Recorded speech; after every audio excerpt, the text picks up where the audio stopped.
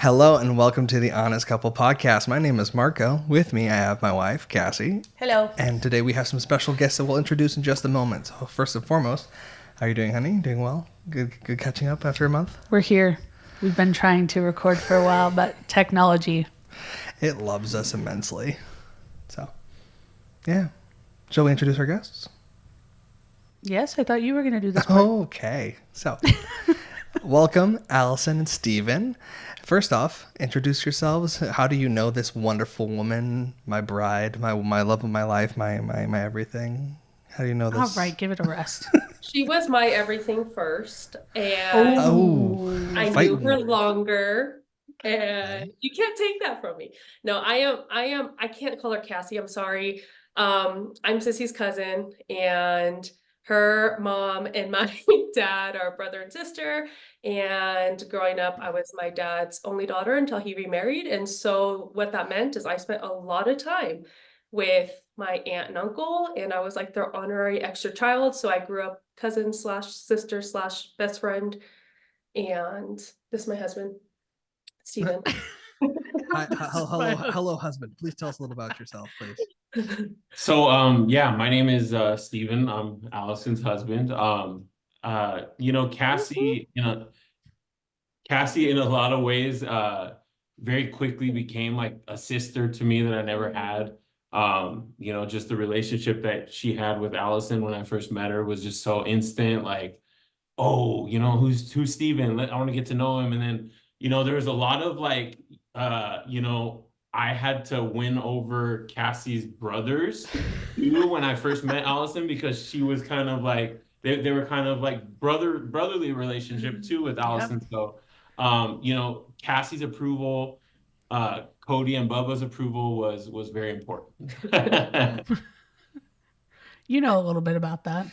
I do. Yes. Weirdly, I feel like Steven needed more approval. By the time you came around, they were like, we don't care. Well, I think. Yeah, who knows? You literally have known me the least longest of everybody in this. It's a weird feeling. Although that being said, we did interview Emily last time, and so she even knew you longer, arguably. Oh, no, wait, Allison's known me longer. Oh yeah, right. Yeah, I know, it's crazy. So Allison and Steven are probably. So we talked in the last episode about Allison and Steven and their laughs in particular, and you will hear Allison's laugh in. Well, if you already watched it, you would have heard her laugh in that episode. We did insert it. I told you. But Allison and Steven are probably two of my favorite people on the entire planet, which is also why they are the godparents to our child. And so I'm super excited to have you guys on the podcast this week. Thank you for having us. This month, whatever. Yeah. We're still going to use the new formatting. But to that point, do you want to give any sort of trigger warning again on this one? Yeah. So, we love to cover fun, exciting topics on this Very podcast. Fun politics. I'm pretty sure last week or last month I promised a more lighthearted topic. So I'm sorry, but I lied to you. That's not what this is.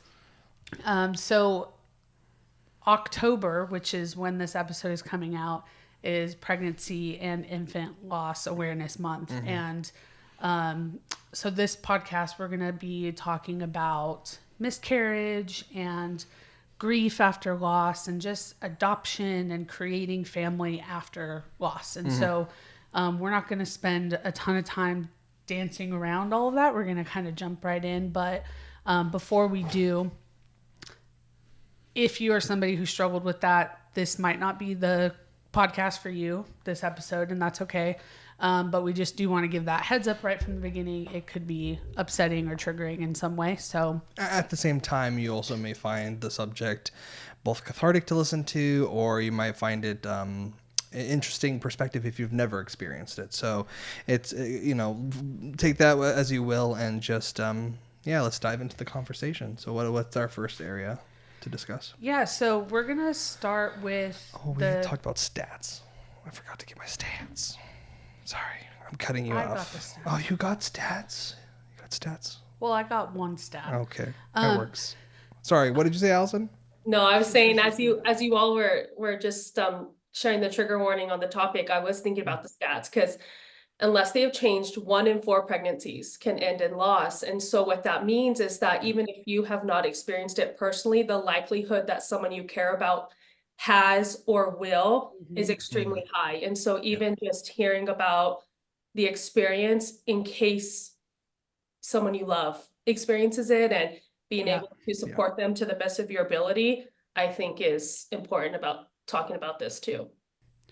Yeah, and that stat, as far as I know, is still correct. That's what I saw today, and they put the like little caveat of that being in known pregnancies, so it doesn't even cover the unknown, because so many women don't even know they're pregnant until further along, and some of them have possibly already suffered a miscarriage at that point. And depending on, you know, your body and how far along you are and so many things, like every situation is unique, but sometimes it could literally, you might think that you just had your period or something and really you've suffered a loss. So yeah, even that number to me though, 1 in 4, was staggering for us to hear when we went through it. We were like, because I feel like up until that point, you were like the only person I felt like I had really experienced that with. And so it was like, whoa, that's a lot of women who are dealing with that. So just a staggering number. And you know, again, every story and every experience is so unique. But I really want us each to share like our experience with that, as much or as little as you want to share about it. And with the men in particular being the ones who are on like the outside of it in a way, like not being the ones who are physically going through it. Like, I want to hear your perspective as well, because I think that the men are so often forgotten in the scenario when it's as much of a loss for you guys as well. So I guess with that, if you guys want to share kind of your experience, we can start there. We had been trying for several years at that point, I think, to grow our family. At the point we decided we wanted to grow our family, we tried for several years. I had a lot of doctor's appointments, was eventually diagnosed with PCOS, which basically throws off all my hormones. And because of that, I really struggled to get pregnant. And so it was in 2017, May of 2017, no, April 2017. After a few years of trying, I found out I was pregnant for the first time. And what I find very interesting about both my pregnancies is I just had this gut intuition feeling that I knew I was pregnant. I knew before the test came up positive. I just could feel it, and I knew. And so it was a couple days after my birthday in April, took a test, and I was like, okay, I'm pregnant. I surprised Steven with it. Like, I woke him up one day. Do you remember that? I have pictures of him, and he's just like deer in the headlights because I just woke him up. And then I dropped this news on him. And so anyhow, so yes, it was April 2017. I learned I was pregnant, and it was Mother's Day. I was pregnant for maybe, you know, I was known I was pregnant for maybe a few weeks by the time we lost our baby.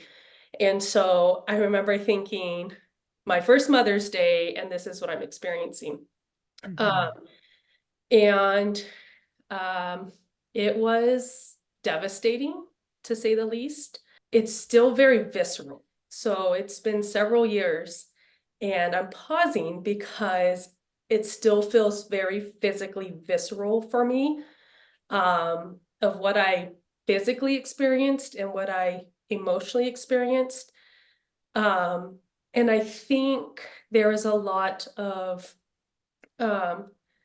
questioning, especially being people who follow Jesus, and a lot of why me, why God, I don't understand.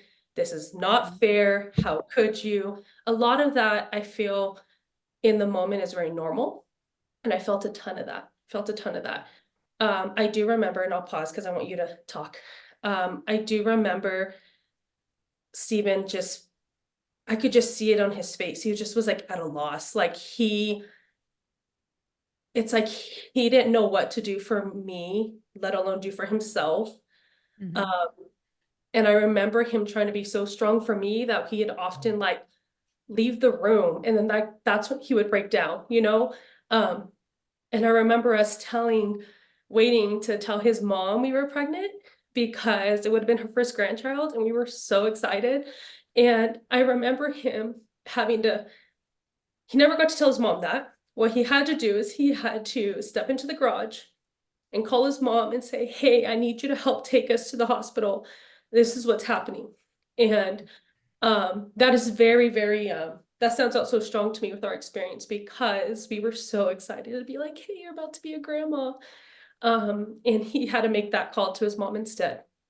Um, and so, yeah, I think I'll pause there. Sorry, I could talk forever, so I got to be mindful of that. Yeah, I think the first thing that comes to mind is, it's hard to kind of summarize everything that you go through in an experience like that.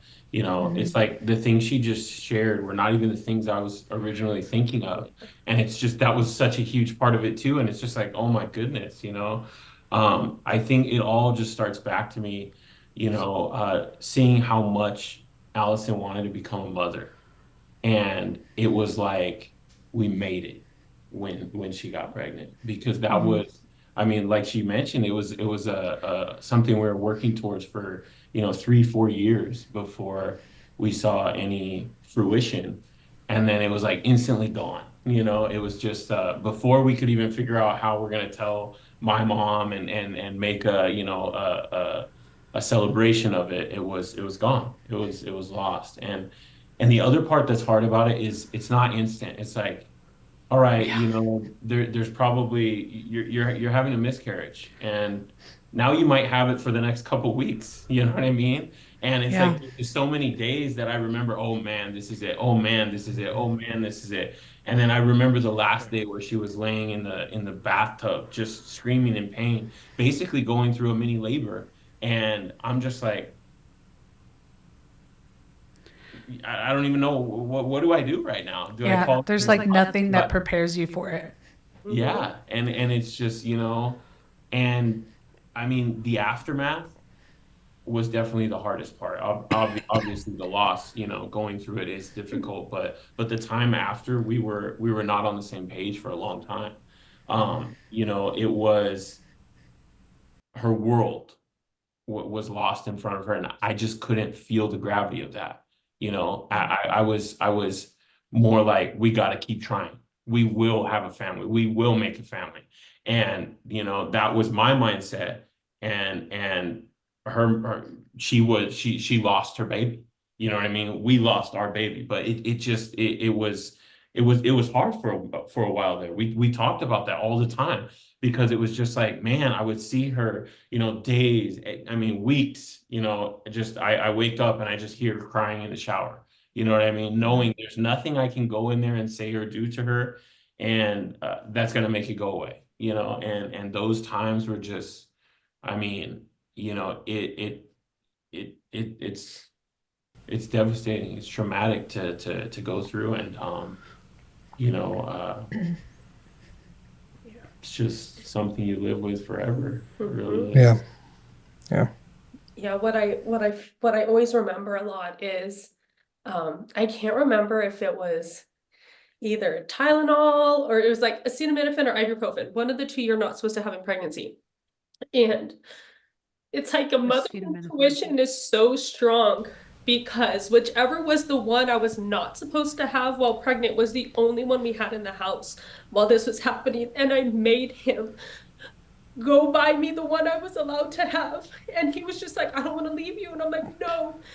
And it just was like, I don't know, I remember that. It's like clearly there's nothing for me to protect anymore, but it's like the Mhm. instinct to still protect until the very end was so strong.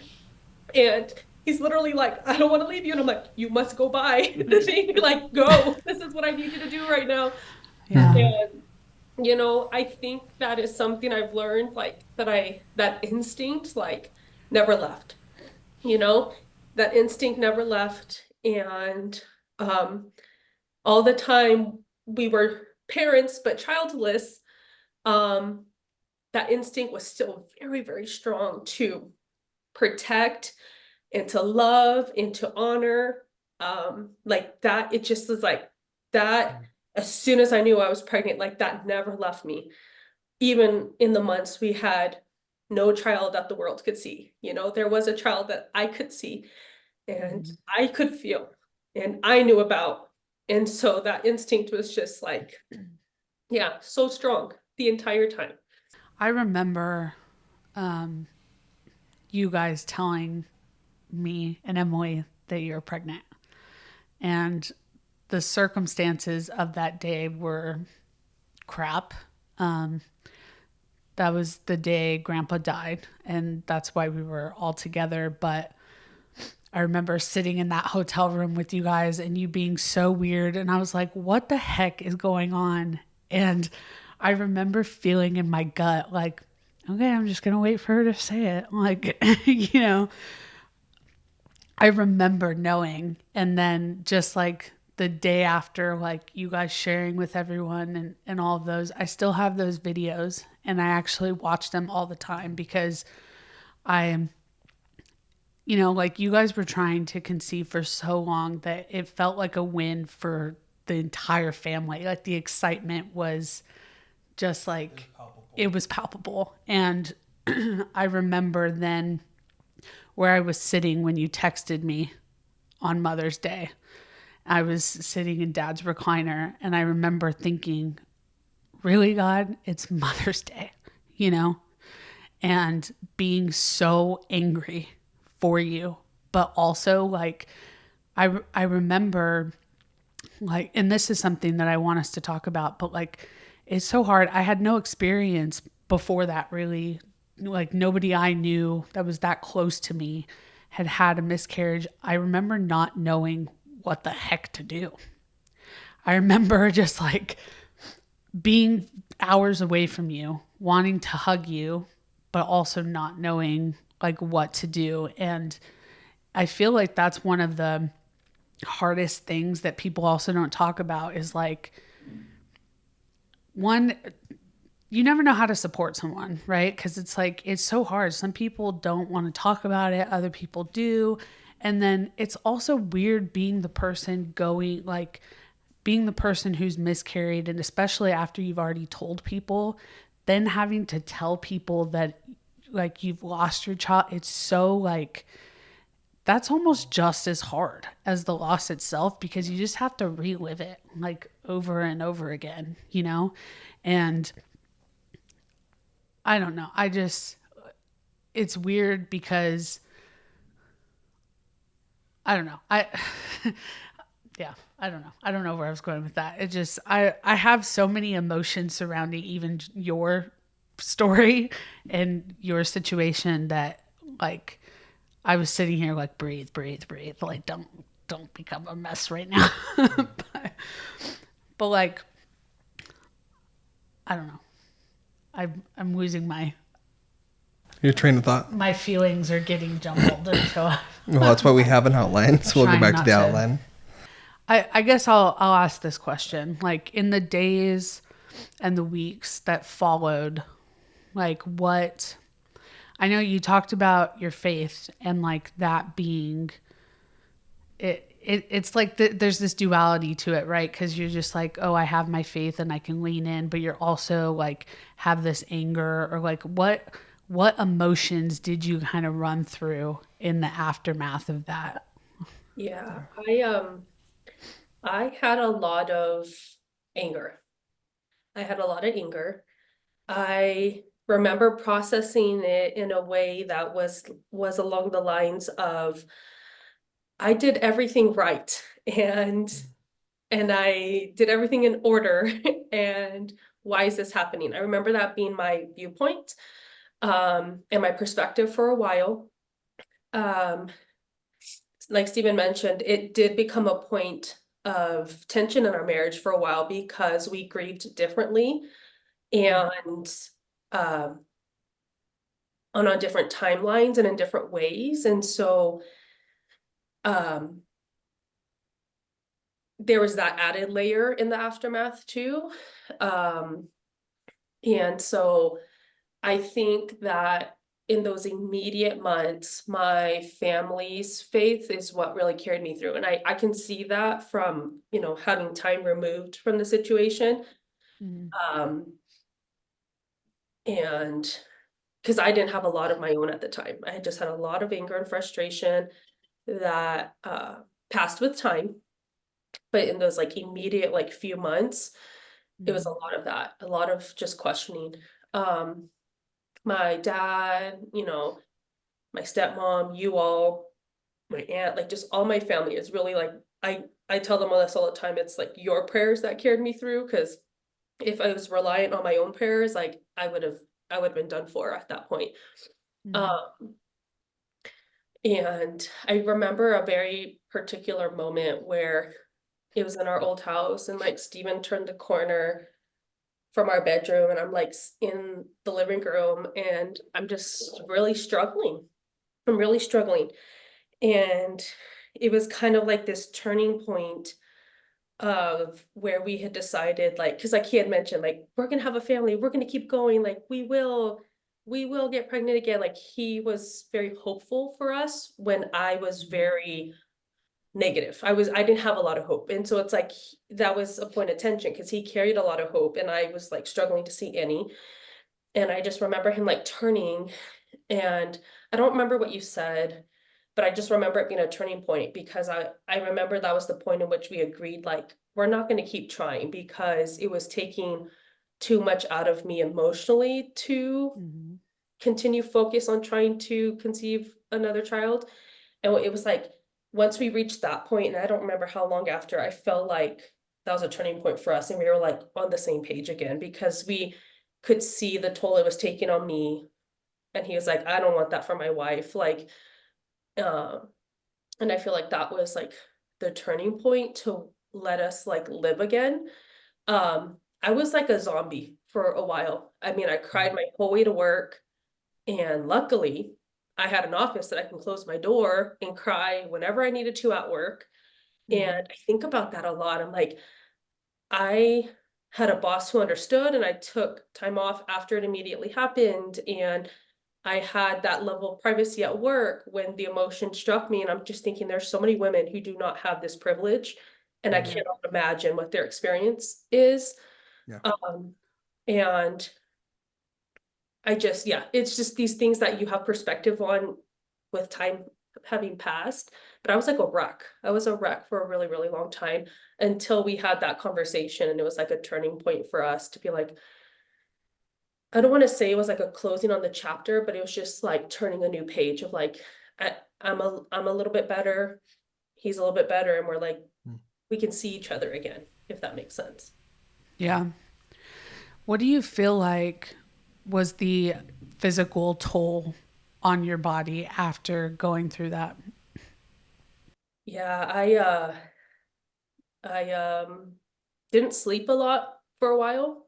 I had a lot of like just the whole thing playing in my head on repeat. So I just feel like my sleep was taken from me. A lot of stress. I carried a lot of stress in my body. And when I'm those two things, like I'm not a very good person. A raging lunatic. I am when I'm highly stressed and I have not slept. But I think that was the biggest thing is physically, I feel like I recovered soon-ish. But I mean like mentally, and I guess physically it'd be like the lack of sleep. Like I just for days and days and days I was not sleeping. I honestly find it interesting how like quickly our bodies just kind of revert back, and it even that part of it is almost weirdly painful because you're like, why are you forgetting what we just went through? Like, why are you it like I remember that being really frustrating for me to be like, oh, we're just going to act like nothing happened. Like, I don't know what I wanted my body to do. Like, I didn't want to suffer, but I remember having this like thought of like, well, screw you, dude. Like, you know, which is weird, but yeah. Like with yourselves, very unique to our own instances, but it was very emotional. And so I think when we found out, we were so excited. We were anticipating a pregnancy. You were testing hourly. It felt like, as you were trying to like find out when you were pregnant. And so when we found out, we were super excited, and I'm truncating all that experience. But, you know, it was great. We went to the hospital for your first check-in, and you felt weird walking away from there the first time, before, we found out anything else. And then I think a week later, 2 weeks later, you said, I feel off. No. Okay. Sorry. My memory's all jumbled. I remember the emotions. I don't remember the timeline. Yeah, no, that's okay. I just remember more in general. Yeah, that's true. That's true. In our marriage. I remember very vividly my experience to a point, and then it stops. Yeah. I think like, so we obviously, it was intentional. And so like Marco said, we kept testing like it was literally like a week, and I was just like, ooh, will it show it's positive? Like, you know, like being really annoying about it. But when we found out we were about it. Yeah, sure. We were excited, but I was also just being like neurotic. But that's our general way of being. So thank you, Betty. Anyway, so when we found out we were pregnant, we were super, super excited. Like we went that day and like went to Babies R Us first to like try to find something to like buy to like commemorate the occasion, and then ended up at Cracker Barrel and bought this little like baby football blankie thing at Cracker Barrel. Yeah, baby's first football season or something like that. And you know, we did the whole like, okay, we found out just a couple weeks before Thanksgiving, and so we were like, oh, we'll tell everyone at Thanksgiving or whatever. I feel like I told you sooner than that. I think I did, because I was just like, must tell. No, well, you basically said, I want to tell someone. Who can I tell? And I said, no one. And who can I tell that's not going to tattle? And you're like, but Allison. And I go, fine. You're always like the neutral ground. Like if I need to tell somebody something, he's like, you can tell Allison.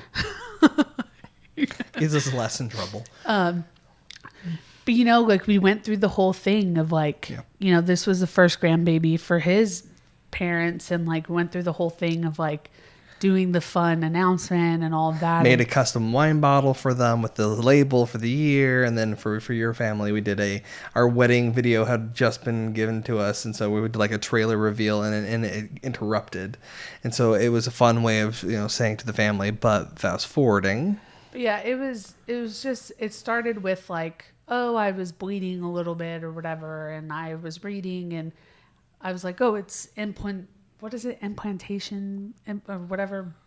That's what I thought. And I remember texting Jess, which is my sister-in-law, and I remember her having a weird response that got me worried and paranoid. And I didn't tell you that not that time. I didn't tell you that I was like freaking out about it, but she was just like, oh, like, I don't remember exactly what she said, but I was like, crap, you know? And so we had our first checkup scheduled, and I told them like, oh, I'm bleeding a little bit, whatever. They checked the baby. There was a heartbeat, whatever, said, you're fine. It'll pass. And we went home that day. And that's when... I started bleeding more. Yeah. And just like, I started cramping. And like, I told Marco when we left, I was like, something, like you talk about it, that mom intuition. I was like, something is not right. And I remember telling him, I was like, babe, I'm miscarrying. I know that I am. Like, and he's like, we just heard the heartbeat. Like, You know, how can that even be? And we just saw that life is present. Like, we just and saw it's this beating little baby, strong like, and healthy hours ago, you know? And I was like, I know that that's what's happening. And I remember we took a walk around the apartment complex and just cried. Yeah. And as the hours kind of progressed, everything else progressed as well. And then I was pretty much a certainty. And I remember feeling completely wrecked, but I also remember feeling this weird sense of peace wash over me. And I remember the song, the hymn, It Is Well, coming to mind, and I just started singing it. And it's the only thing I could think about. And you were unwell. And I feel like in that moment, I just kind of like locked in and was like, this is happening. Yeah. I just have to get through it. Yeah. And I need to support my husband. Well, I was unwell. I mean, that's probably... I've never heard sounds like that come out of your body. I think the other time was when my grandmother passed. Yes, but this was actually worse. Like, you like laid across the bed and like were shaking and just yelled. And I think like for me, it was really like the day things started happening, I felt really like at peace. I had this weird sense of calm. But it was the days following when, you know, Stephen, you mentioned it, where it's like, it's not just like a finger snap and then it's over and like, oh, hey, I'm done. It's like only just the beginning. And I feel like nothing prepares you for that level of pain that your body goes through. Like just the physical part of it, forget the emotional part that you're also dealing with. And I remember just like, we were just watching TV, trying to distract ourselves. And it was just like, every 3 minutes I had to get up and go and then like go into the bathroom. It was just like, they don't tell you any of this, you know, like, and I remember having so much anger towards my doctor because I was like, I was in your office hours ago. I told you that I was bleeding and that something didn't feel right. And I mean, granted, from their perspective, like, they see an ultrasound and they hear a beating heart and like whatever. But I just remember feeling so dismissed by them because you felt betrayed. When I got home and everything got worse, I messaged them and they were like, it's fine. It's just from doing the ultrasound, whatever, it'll stop. And I remember messaging them again and being like, you guys are freaking retarded. Like I'm miscarrying right now. And them telling me, wait a few days and then come back in on Friday. And it was like 2.5 days from then. And I was just like, nope. Okay. Good. Yeah. And so it was literally just like days of going through this and knowing what was happening just to then have to go in on Friday and then confirm it was happening, you know? Yeah. Sorry, I've been trying to collect my thoughts. The days afterwards, you're right. I don't remember. I know I fell against the wall. And I blacked out. I don't remember the night of. Besides you getting up to go to the bathroom numbers of times, but it was really the days following, as you said, how it hits you, and the going to work and being alone in my car. So aside from being with you, I wept, I pled, I screamed unto the Lord. You know, I didn't make any of those bargains of like, Lord, take me kind of situation, but just, I also had a peaceful feeling, but I refused to accept it because I wanted to continue to cry and just throw myself before God. And so every drive to work, to the grocery store, or whatever it was, for a week, I was in deep mourning. And yeah, I don't remember. Did I take work off? I don't think I did. I felt like I just came home at night and just you took a couple of days off. Yeah. Okay.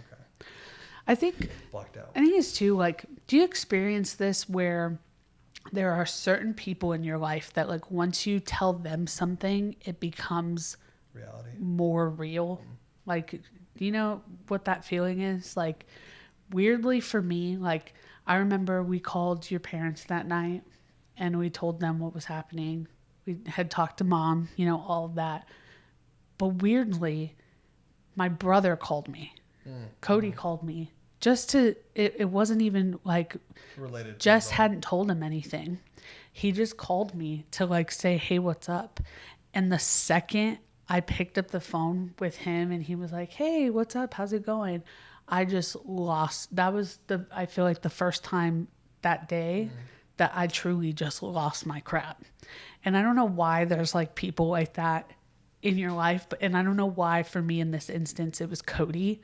But it was like, once I told Cody, it was like, then at that moment I had permission to feel it. Like, and that's when I felt like, okay, I can be a hot mess now.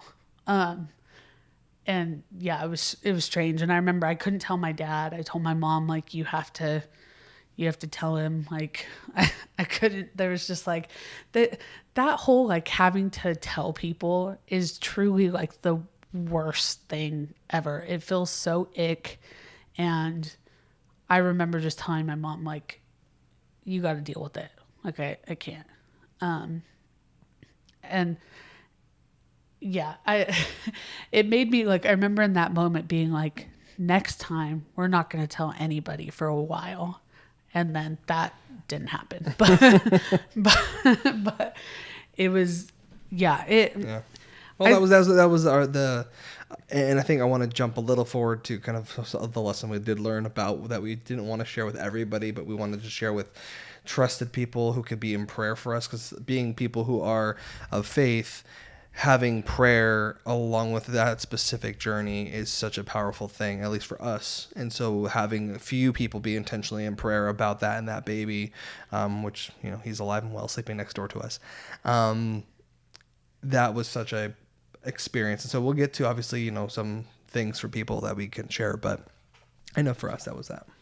Yeah. And I don't know that it's anything you ever really recover from. Like, you know, after time, your body heals and, you know, you find a way to kind of move forward. I think for us, I felt closer to you then than I had before that. We drew closer because of the grief, but because it was, you were working from home. But I can also see where it could tear people apart, or like, I remember actually kind of being shocked that like we were not at odds, because my general state of being is to be just like a negative person.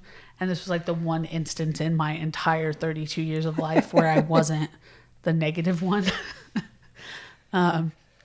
And so I remember though being really grateful that there wasn't also that weird tension, because I felt like I could crumble at the touch of a feather, you know, and just like I couldn't handle it. And I think like we'll start talking a little bit more about like that grief and kind of moving on from it, but it never leaves you. I think all four of us can sit here today, years removed from both of our situations, and you know that it clearly in the emotion that we have and just talking about it, like it doesn't leave you. And so you find a way to like move forward, but you don't ever forget it or move truly like beyond it. I think too, like, I feel like when I became pregnant, I started becoming very aware of all the other pregnant people around me. And then it was like after going through a miscarriage too, it was like everywhere. And then on one hand, it's like comforting. Oh, there's so many women who go through this. And on the other hand, it's like I felt like every time I opened my Instagram or something, it was like another story, which then just like brings your whole experience up again, you know? And like, I still can't read a story about somebody's miscarriage or whatever without just like replaying. Like there's so much, and I'm sure Allison is the same way, but like the physical part of it, there's so much of that experience that I haven't even shared with you, because it's just like, I can't even put into words the way my brain would think like in these moments, like, and I don't want to be like graphic, so I'm going to avoid getting too into the detail or whatever, but there's just so much about physically going through it that there's like these images that like stay with you forever. And it's very, very traumatic, and it breaks my heart that so many women have to go through it, you know. It's a really, and I'm going to cuss. It's a really shitty club to be a part of. Yeah. Okay. Take a breath. Anything else you want to share from that experience? I feel like I'm doing a good job keeping my shit together at the moment. I feel like one of the aspects, because we just talked about how hard this has been, and maybe I can ask this as a question. I'll speak for myself, and then I'll ask as the question. Something that spoke a lot of love and life into me, and maybe we get this later. Maybe I'm jumping ahead. No? It's about support. Yes. You can jump into it. We're good. Okay. Is how people showed up for us, and specifically Cassie, but also myself. But it wasn't just how people showed up and well wishes. And I'm really grateful we get to do this podcast with you guys because of how you guys showed up specifically in our time of grief. I'm not sure if you can see up here, but is our Hope Bear. We ended up naming our baby Hope, and Allison and Steven, you guys sent us this teddy bear, angel teddy bear, and yeah. Seeing it, receiving it for the first time, I'm just gonna close my eyes and just take off my glasses. Holding that teddy bear and just weeping again fresh, but then now every anniversary of the birth date of that precious baby, we celebrate her, and we believe that our daughter's in heaven and we'll get to see her one day. But now it's a beautiful physical thing. It's not this totem of like love, but it's just this representation of she will not be forgotten. This life will not be forgotten. It has meaning and significance. So the question I have for you is, for yourselves, recognizing, Baby Rod, can you talk a little bit about that for you and how that's still significant for yourselves? Sorry, didn't mean to get emotional.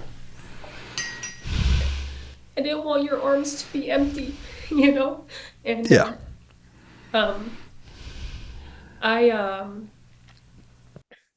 I think, it gives me a lot of peace to imagine that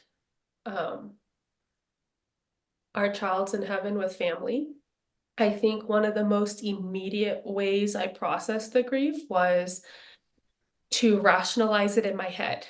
Up until that point, it had no meaning. It just was like, why would you do this to me? Why is this happening? But I remember the way I rationalized it in my head, and which oddly helped me process so much and find a lot of peace, was because our grandpa had just died. And I rationalized it in my head of like, he was the most incredible grandpa, and he loved his grandkids like something fierce. And all I could think was like, man, there's no way he could have been in heaven without a grandkid. So God gave him mine. And that was like so much peace for me to think that I didn't get to meet my baby Earth side, but my grandpa did. And so that like I think was the most immediate kind of like rationalization processing that I needed and really helped me through. I started writing about it, and through that writing I processed a lot, and I think that's probably one of the healthiest things I could have done for myself, really, was to choose to write and process. Once I made the decision to share publicly what had happened, I cannot count the amount of women who reached out to me and was like, that happened to me too. That happened to me too. I never had anyone to talk about it. And you're right, Sissy. It's like, a crap club to be a part of, but like when you realize for the first time, like you're not alone, it's just you have a different level of support. You have someone who has actually physically experienced what you experience. It can understand to a degree. Again, everyone's experience is different, but can understand to some degree. Uh, and so that was huge. I had, like I said, so many people, and it's like one of those things that was like so taboo. Like you don't talk about it, And I don't know why God probably put it on my heart, but I did. I talked about it and I shared a lot about it. Um, and some of the things that were really supportive to me was family, who till this day still honor our first baby. Like things like my mother-in-law. On Mother's Day, she'll give me 3 red roses for the kids I have with me and one white rose for my baby, And she, in her mind, like she's got 4 grandsons, she's got 4 grandbabies, right? Things like on, um, you know, things, Halloween, she takes the kids to all buy a little pumpkin and she brings a 4th pumpkin. It's just like these little things that are a signal to me that people beyond him and I remember what we went through and remember that life and that life has meaning to them as well. Um, I think that's been some of the more supportive things. What about you? Um, I think tell them about your ring too. Yes, yeah, you probably can't see it, but that was one of the things that we most immediately did is I have Emerald, which is a May um, birthstone, and we lost our baby in May, and it's engraved on the inside. It says Our Little Angel, and I wear it every day. And it's like one of those like things that like I have it with me every day, so I feel like a little whole. I got another one with the birthstones of my 3 sons. And so it's like all together, it's like I have my whole family with me on my hands. Mm-hmm. Did you have something similar to me? Yeah, your parent or your mom and your sister bought me a ruby necklace because Hope was due in July. Yeah. Yeah, I think for me in terms of support, I can't really like pinpoint anything that I specifically remember. I personally feel like my priority at the time was Allison. Like that was by far, the most fragile I've ever seen her in her entire life was during that time. And to see her like that, knowing you guys knowing her how she is, I mean, she is, stoic and strong and proud and just not the way she was when that happened. And it was just wow, it made for a lot of difficult times for us, just because she was defeated, and that's just how it felt. Like there was nothing I could do to cheer her up. Every day all I wanted to do was make my wife smile, and there's nothing I could do. You know what I mean? So I felt very inadequate. I felt very just like I mean, helpless, you know what I mean? That just it's like what am I Yeah. gonna do? I can't, and I mean to be very crude, this is probably gonna come out way too direct, but that's just the type of person I am. And I feel like I feel like it really didn't get better until we had children, and until we proved to ourselves that we were going to be, parents more than for the moment in time that we lost our baby. And it was not until, we got to that point that it was like, okay, we can do this, and I think we did a lot of things. We did a lot of like commemorative walks or things where we would go to honor our baby Rod with other people who had miscarried or had losses, and just kind of try to find community in that, and that definitely helped. But I mean, like you guys shared, it's still something that is traumatic enough to just talk about, and you're back in the moment now. So it's just, it's an imprint on your life, it feels like. Yeah, I remember we did that walk with Forever Footprints. Is that what it's called?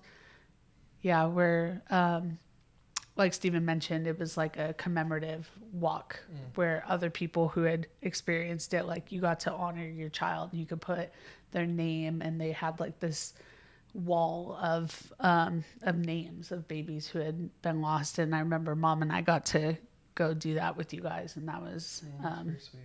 yeah, that it's cool that there are organizations out there that do stuff like that to help keep the memory of your child alive. One question, yeah, it was. And the one question I wanted to ask you guys, because I know we feel similarly about this, but I know other people who don't. But like for you, like, so there are people out there who miscarry and they don't want to, like, people to talk about their baby that they lost, like it's obviously a very personal kind of thing. And some people it's too traumatic for them to bring up. But like for you, what does people talking about baby Rod, like, what does that mean to you? Like, why is that important to you? I think as a mom, it gives you a sense of peace to know that you're not the only one in the world who loves your child and misses your child. And I think I just see my kids now, and I see how many people love them, and I want that for all my kids, the ones that are here and the ones who are not. And so I think that's the biggest piece for me, is knowing that I'm not the only one in the world who remembers and loves. I think over time I've talked about it less than I did early on. I think it was a very big way for me to process and to talk about something that I didn't see a lot of other people talking about. Mm-hmm. And so with time, I have talked about it publicly less. Not sure why, but yeah, I guess that's the main thing, is just knowing that there's other people who love my child in heaven just the way there are people who love my 3 boys here on earth. Mm-hmm. Yeah, I think it's kind of interesting with loss in general. We want to think about those good memories. We want to think about the time we spent and the time we had, and with this kind of loss, it's like the only memories are super traumatic and very difficult. So it's something that I feel like, it's nice to be acknowledged in, some of those ways, like you guys were talking about, by, mementos, or kind of almost discreet ways of doing it, to say, hey, I remember this for you. I know you went through that, and just the acknowledgement, I think, is enough, because talking about it is hard, and I know that I personally, like, when we went through our experience, I weirdly look to how you guys handled it to know how to handle it myself. And I know that there was so much behind closed doors that you guys were dealing with at the time, but I remember thinking, Allison and Steven talk about their baby, and I want to be somebody who talks about my baby and doesn't forget that my baby existed. I feel like there's parts of society that want you to just move on from stuff, and just there's this weird thing too about well, if you're not super far along, then it means less. Miscarrying early is not as significant or whatever. And it's I feel like people who say that have never been through it, because there's no freaking way you could say that or even think that. Well, had you experienced? I think, without turning this into a whole different conversation, but my mind quickly went to, I think the people, I don't want to say some people who may not care as much or not be as affected by so much on a mental level are going to be the people that are politically going to see it a certain way as well. Just because, unfortunately, there is already a divide when people see a fetus being more than just a fetus. And so some people's innate political backgrounds or belief systems may cause them to be not less sympathetic, but just less affected by it because they don't quite see it that way. Yeah. So I'm not trying to get into a different conversation, but I think that's just something that may drive certain people to see it a different way. That certainly could be part of it. Yeah, it's weird though, because I even felt that, like, you know, we know somebody who miscarried before we did, who was much further along in their pregnancy. And I remember going through ours and being like, should I not, like, it was hard to talk about it with that person because it was like, I don't know if they are one of those people that feels that way of like, well, you were only this far along and I was the comparison game, you know, and so it was like hard, and it's still hard to want to like engage with those people about it because it's like, I feel weird of like, do I have the right to be as upset as I am because my experience was maybe not as traumatic as somebody else's. By doing the comparison at all, and I know this is where your mind dwells and thinks about certain things, but it doesn't do a disservice to that individual, and honestly it does a disservice to your own experience because you are marginalizing how you felt by trying to compare. So I'm not trying to judge or anything. I just want you to hear my finished thoughts on this. It's more that these, and Allison is even speak to this as well, this experience is such a unique, shared by many, but a unique private experience that it is as equally horrifying, overwhelming, whatever it may be to the individual. So no matter whether you had to go through being in a tub, whether it was for many trips to the bathroom or whether it was going to the hospital and having to go through another process, you know, I don't wish this on my worst enemy.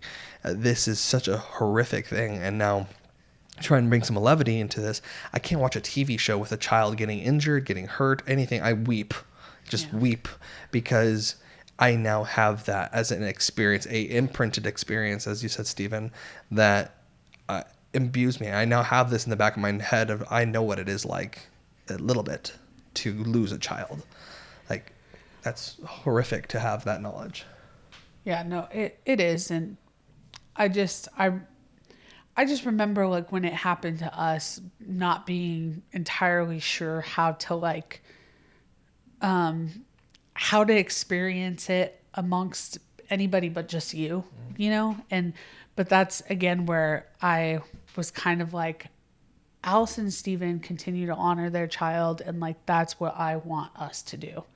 And I don't think you guys realize how much this bear means to us, because it's literally, we just call it our hope bear. And Sully now knows, he says, sorry, no, it's okay, I'm just like, so Sully said sissy the other day. He knows this is his hope bear. And I just always want him to know too that, like, he has a big sister, and so this bear is just a bear, but it means a lot to us. And so so thank you for that gift that you guys provided to us, and all the tears with it. But more importantly, I think it's just it's weird to, like, oh, I'm gonna model my what I do off of somebody else. Like, in this context is so bizarre, but, like, in everything in my life, I'm like, I'm just gonna do what Allison does because she does everything right. I mean, the amount of times she's compared, like, she's like, I want to have a marriage like Allison and Steven. Like, we're not good enough. Like, they're good enough. Oh no, I told him, we're sidebarring really quick, but I told him when we were dating, you need to meet Allison and Steven, because that's the kind of marriage I want, because they are crazy, but they're really in love. But I love that Steven tells Allison, no, you're being stupid right now, bro. You're being stupid. Like, I don't call you out as often as I probably should, but no, I wish you would call me out the way Steven does. It'd no, be a you lot more won't. entertaining. You wouldn't want that. It didn't start that way, but it definitely is that way now. And she's still There's hope. Anyways, I think that is a great place for that. So do we have any final thoughts on this before we take a break and transition? I have more questions. Oh, Yes. we're not done. Okay. Good afternoon, good evening, and good night. Thanks so much for joining. We hope you like our vibe. We're the Honest Couple. We'll see you here next time. We'll be here every month, so like and hit subscribe.